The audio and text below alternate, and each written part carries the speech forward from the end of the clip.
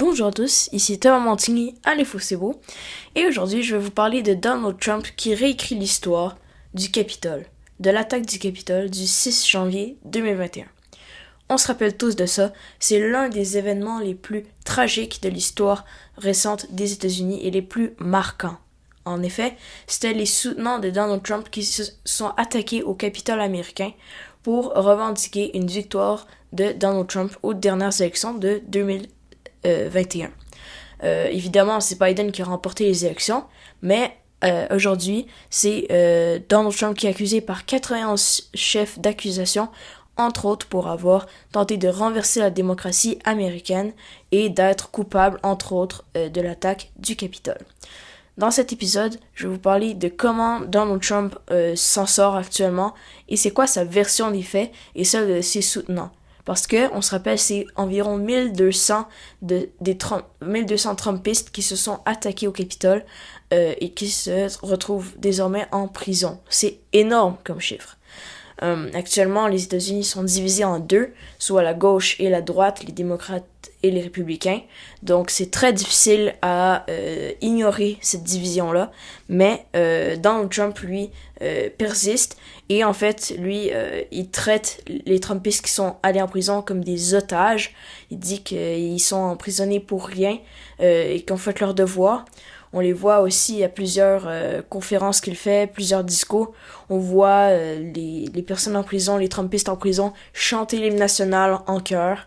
C'est un moment très important pour les Trumpistes, très beau aussi.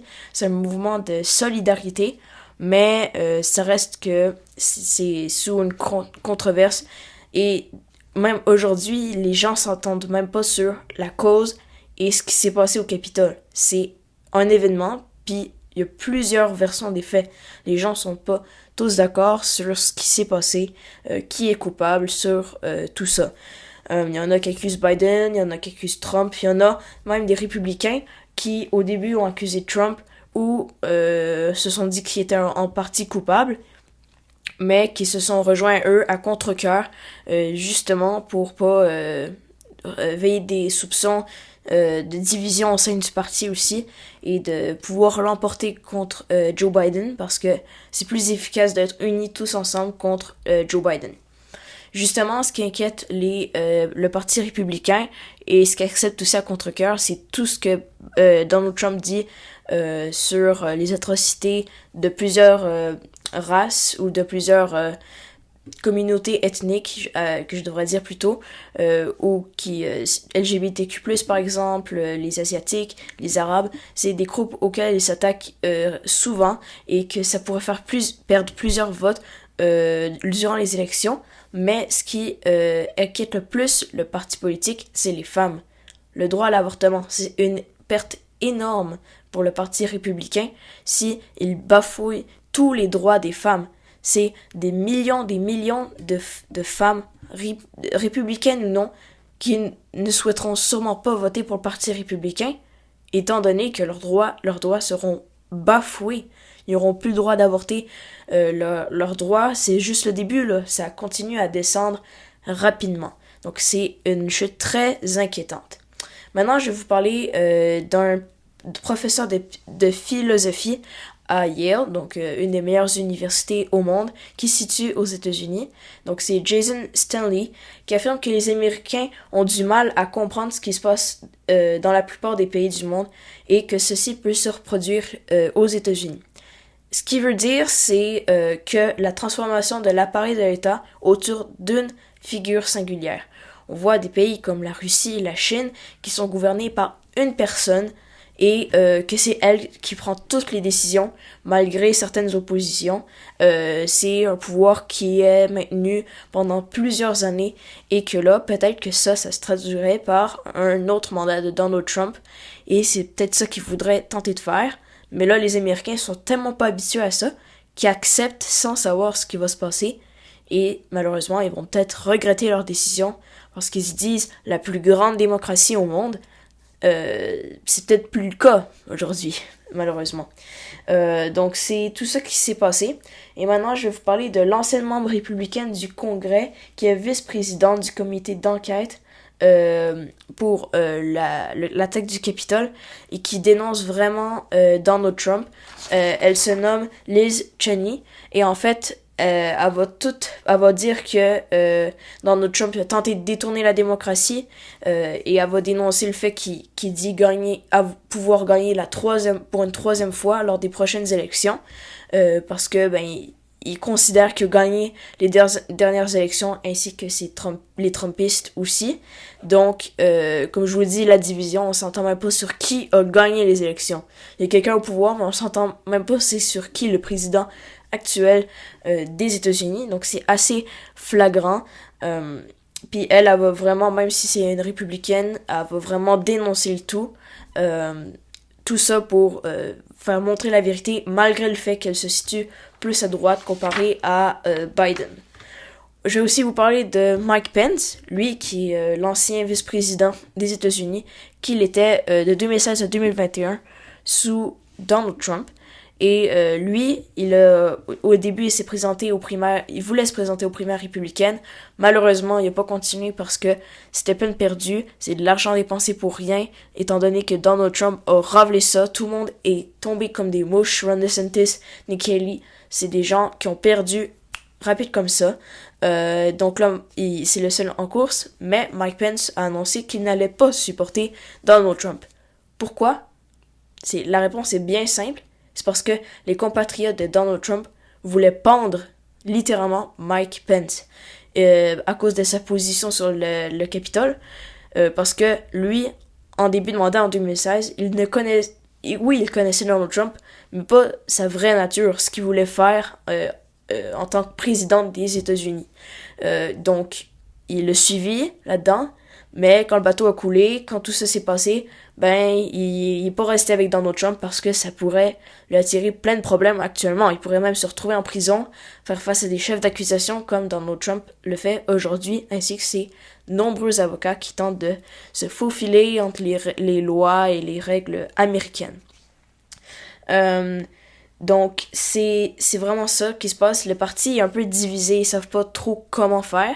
Donald Trump, lui, justifie l'attaque du Capitole comme étant une raison normale de s'exprimer, de s'exprimer contre Biden, le fait que c'est un régime autoritaire lui-même, qui fait plein de choses mal, il dit plein de mensonges, plein d'idées farfelues qu'il jette en l'air sur, par exemple, qu'il laisse les Mexicains rentrer pour rien parce qu'il y a beaucoup de ventes de drogue et d'armes, ça c'est vrai, mais ils utilisent cette information-là à leur avantage en disant que c'est un problème plus grand et tout ça. Donc, les républicains ne s'entendent pas du tout sur comment on devrait gérer la frontière, l'aide à l'Ukraine et tout ça. Donc, ils vont utiliser toutes les choses que Biden font à leur avantage en le traitant de tous les noms. C'est la nature de Trump, insulter sans cesse. Donc, est-ce que ça va continuer cette technique-là? Ça reste à voir. Mais Trump, on peut le dire qu'il va très bien dans les sondages, et Biden aussi. Malgré son âge très similaire par rapport à celui de Biden, ses compétences, selon les Américains, sont bien supérieures par rapport à celles de Joe Biden, étant donné qu'il a plus de 80 ans et qu'on peut voir qu'il semble un peu assez vieux et peut-être pas assez concentré, assez jeune pour pouvoir exercer ce métier assez compliqué, le métier le plus chéri au monde, le président de la superpuissance mondiale. Donc, c'est pas rien. Biden, lui, continue peut-être la course pour sauver son pays, malheureusement, de Donald Trump, selon lui, peut-être. Sinon, je pense qu'il n'aurait malheureusement pas continué la course, parce que à 81 ans, je pense pas que ça nous tente de continuer à se battre pour la démocratie américaine, d'être président pour un deuxième mandat, c'est beaucoup d'efforts. Il va finir son mandat à plus de 85 ans, c'est énorme, c'est il est déjà au-dessus de l'espérance de vie américaine. Donc, on va voir s'il réussira à survivre ce temps-là. Si malheureusement il décède, c'est Kamala Harris qui va aller en poste, et ce sera officiellement la deuxième personne noire à la tête des États-Unis et la première femme. Donc ce sera quelque chose d'historique, mais aussi de tragique pour Joe Biden. Trump, lui, on va voir s'il va survivre auprès de ses 91 chefs d'accusation. Son objectif numéro 1, c'est de faire en sorte que tous les résultats pénaux, tous ses présences à la cour, les résultats par les juges, ça soit fini après les élections. Parce que en étant président, il y a beaucoup plus de pouvoir et tout ça. Mais par exemple, l'attaque du Capitole pourrait lui coûter cher si il advenait que la décision des juges finisse avant les élections. Mais étant donné que la Cour suprême est composée de plusieurs républicains et d'extrême droite, c'est peut-être pas ça qui va se passer. Donc il va essayer de repousser là-dessus, il va jouer là-dedans, dans les règles, les lois et tout ça, pour pouvoir reporter au plus loin tout ça. Donc merci d'avoir écouté. C'était Thomas Montigny à l'Info C'est Beau sur la version de Trump sur le Capitole, les prochaines étapes à suivre sur le tout. Mais avant la fin de cet épisode, je vais vous présenter le livre de ma mère qui vient de le sortir, L'amour plein les yeux.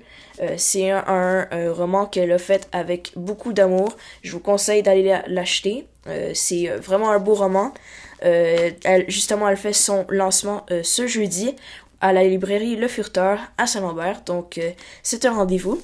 Ou sinon, elle a son deuxième roman, Flore en éclats. Donc ça fait un beau petit duo, comme vous pouvez le voir. Donc n'hésitez pas à aller en acheter ou à les lire. Ça ferait vraiment plaisir.